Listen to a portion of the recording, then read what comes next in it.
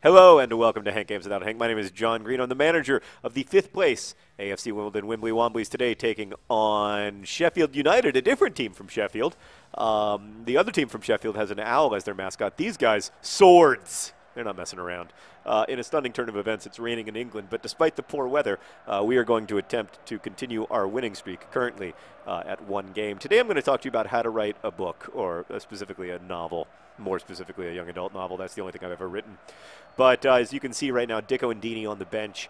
Difficult. We kind of have a striker crisis right now because we have 4 amazing strikers. Obviously, we've got the buddy comedy of Dicko and Dini, and they've had an absolute breakout year for the Wimbly Womblys, no other way to say it. It's been just stunning success. But we also have John Green and John Green, 2 of the best players in the championship. And, you know, obviously 2 Wimbly Wombly legends. So it's been a fascinating turn of events. We went from having really only John Green and John Green in the strike force and having to substitute the likes of Green Eggs and Sheringham, who just frankly, and these boots were made for strutting, people who just frankly are not championship skill level. And we went from that to suddenly having a surplus of talent. But yes, but on to writing books. So there are a lot of ways to write books, and anybody who tells you that their way is the way or that there is a best way, I think is being a little dishonest. I think that you figure out your way, and then it becomes yours, and then you don't want to mess it up. So there's a lot of inefficiencies in my way of writing a book. Is there a person there? You can come in. Oh, hey, Aaron. That was a little weird for a second. I thought it was a troll because Aaron was bending over and he had a backpack on, and I just thought I thought maybe it was some kind of. There is a bridge nearby. You're not interrupting. How you doing? Oh, I'm about to be doing better. John Green couldn't score there. It's frustrating. How was healthcare triage today? Good. I'm glad. Aaron Carroll's also written a book, so he could. I'll clear it off the line because life is full of disappointment and injustice. I was talking to my neurologist today about you. Yeah, Dr. Bott. Do you know him? You do know him? What do you think of him? I was very impressed with him, neurology-wise, but I also felt like we could be friends. Oh, this has to be, but it isn't, inexplicably. Ball John Green fails to finish. The fury. I will talk about writing a book at some point, I promise, but right now I'm focused on other things. Neurology. By the way, I don't know if I mentioned this on the Wimbly Womblys, but I had meningitis. Not recommended. But I'm feeling much better. I told Dr. Bott I was at like 90%. And he thought that was within the range of normal, a little bit behind, but that he wasn't concerned. I am special. I tend to get illnesses, thankfully, that are not chronic, but that are very weird. And make people. In fact, when I told Dr. Bott today that I'd had orbital cellulitis in 2007, he said, "From an injury?" And I said, "No." And he said, "Well, then from what?" And I was like, "They don't really know." And he was like, "That's very unusual." And I was like, "I know." And he was like, "That's much weirder than getting viral meningitis." Yeah. Right. Well, I don't have that much bad luck because I've had some good luck as well. Although, like just there, golly gee, Sheffield United hit the post using their 2 swords to terrify me, but everything works out better than expected. To be fair, Ball John Green had a goal taken away from him by a ridiculous save. So I think that it's now tied 1-1 in my mind. If this game were fair, it would be 1-1. Okay, there we go. There we go to Yabamba. Yabamba to Ball John Green. Way too long. Way too long. That was not good. How about that? Yes. Oh! Less more with a rocket from outside the box. Sometimes less is more. He scores with his left. He scores with his right. That less more makes some more look shite. Oh, it was beautiful. Remember when we had a guy on our team named Some and then he left? He insisted on being transferred because he didn't think that the Wimbly Womblys were headed for the big time. Well, back then we were in League 2, and now we're scoring goals against Sheffield United in the championship. We're 2-1 up in my mind, 1-0 up in the actual game. Everything, oh God, oh panic, panic! Everything worked out better than expected. Great block. Great block. Aaron, what else is new? You doing any? What did you talk about in healthcare triage today, so I can spoil it? News. What's new? What's new in the world of healthcare economics? Cursing. Cursing. Wow. Cursing increases your pain tolerance and reduces the effects of pain. That doesn't surprise me, I have to say. I've only cursed once on the Wimbly Womblys, but it was when I was in terrible, terrible pain. I was in some meningitis pain, but also a lot of emotional pain because the Wimbly Womblys were losing. And I did feel a little better afterwards. That's good to know, though. I mean, I did when I was I don't know if I've mentioned this to the Wimbly Wombly supporters, but I was recently hospitalized for meningitis. When I was in the hospital for meningitis, I cursed a lot when I was in the ER, and I kept saying to the I was really sick, not to brag, but I was quite ill. Like I had like a high fever, and I was diminished consciousness or whatever. But I kept saying to the nurse, first off, I didn't let Sarah come to the hospital because I didn't think I was seriously ill. And they were like, do you have a ride? And I was like, not really.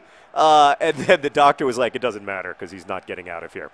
But there was a point where I kept saying to the nurse, I apologize. I'm usually much more charming than this, which is true. I really was not at my most charming.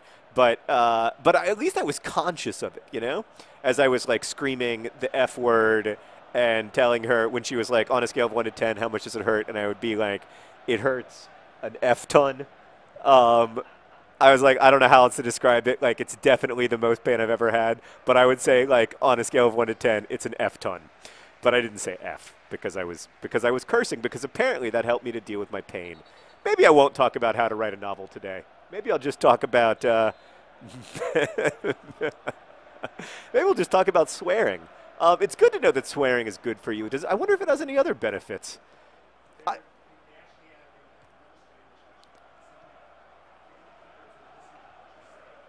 Yeah. So if you need to get someone to listen to what you're saying, cursing is actually effective. Oh! Oh, God, how did I not steal the ball from the keeper there? You know, when I did recently have a situation, so I'd like to say that I'm the kind of person who doesn't lose their temper in a business environment a lot. And I don't, Meredith, do I lose my temper in the office very often? No. Have I ever screamed at you or anything like that, or been inappropriate in terms of my anger management?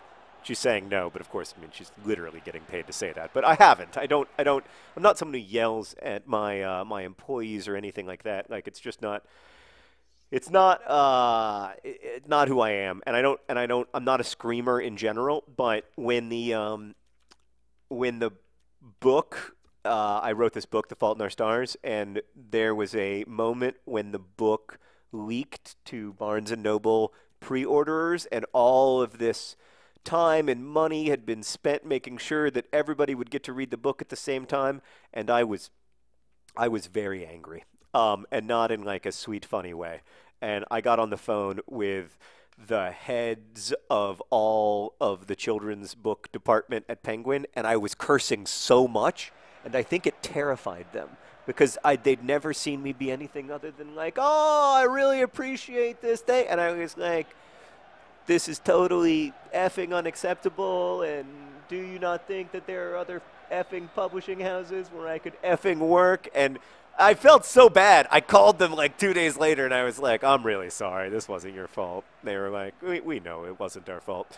But anyway, yes, the friendship survived. But I did feel that I was listened to. I definitely felt that it worked. It was effective. But the thing is, you can't overuse it. It's like anything. With cursing, you've got to be very judicious. And then I also think you don't have to necessarily use words that are considered bad. Like, I've got this new cursing strategy where I say a way of preparing food and a disease I dislike, like steamed Ebola. And that works. Oh, steamed Ebola! Ya, ya, ya, ya, ya, bamba. Ya, ya, ya, ya, ya, bamba. Just go to go, just go to go, just go to go. Ya, ya, bamba. Ya, ya, bamba.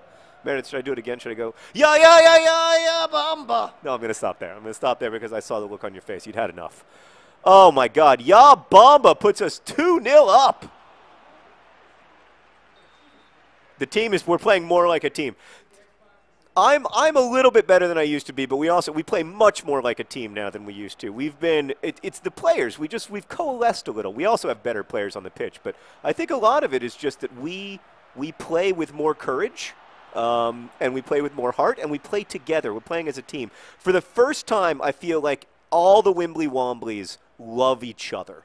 Like they love their club, and they play for each other, and they play for their manager.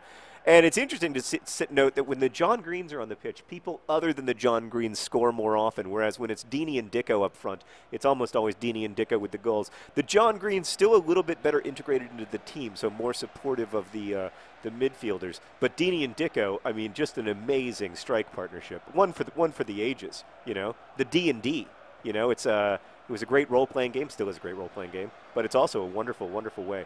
God, my God, Girls Just Want to Have Fundingsrud is slow. I mean, Girls Just Want to Have Fundingsrud might be the slowest 19-year-old in the history of the world. Certainly the slowest to, like, who's in fit and plays professional football. Like, watch. Let me see if I can find him here. Girls Just Want to Have Fundingsrud, are you available? You're the blonde in the middle there. Can I get you? Can I get? Yeah, there. Nope. I'm probably going to give up a goal doing this to try to show you guys how slow he is. Oh! I didn't, but I almost did. However, this gives me a chance to pass to Girls Just Want to Have Fundingsrud to show you. Watch. Oh, no! Not that! Clearly not that! Good Lord! Just trying to show you how slow Girls Just Want to Have Fundingsrud is. Oh, man. All right. I think this is going to work. Yes. Now pass to Girls Just Want to Have Fundingsrud. No! God! How hard can it be to get the ball to a center back from a goal kick? Anyway, watch him run. Oh, he doesn't have the ball now. Watch! I mean, could he be slower? No, he couldn't. By the way, Sheffield United, not a great football club right in this game, given that all I have let them do in the last 5 minutes is score. And it's, oh, Girls Just Want to Have Fundingsrud, for the love of God. For the love of God, dribble the ball out. God! Oh, my goodness. Everything worked out. Yeah, so cursing, we're in favor of it. Next episode will be about writing a novel, I promise. Oh!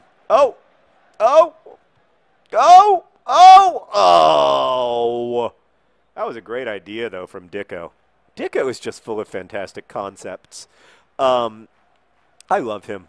As I've said, it's D and D, and I love them both. I love the D and I love the D. They're just both great players. So today we had a little bit of John Green, a little bit of John Green, a little bit of Dicko. It's just all around a good, solid win. We had a Yabamba goal. Les Moore got on the scoreboard, which almost never happens. I feel you got to feel great for him, by the way. Like, there's a guy who's been with the Wimbly Womblys since they were literally in League Two. And then, I mean, Sheffield United with a million opportunities just could not finish. Seb Brown with another beautiful clean sheet. Girls Just Want to Have Fundingsrud. Nothing recommendable about his game today, but he's a good man, and he's got a nice Romanesque nose, which is always good. Oh, and our opponents are squatting in shame. I love it. Thanks for watching. Best wishes.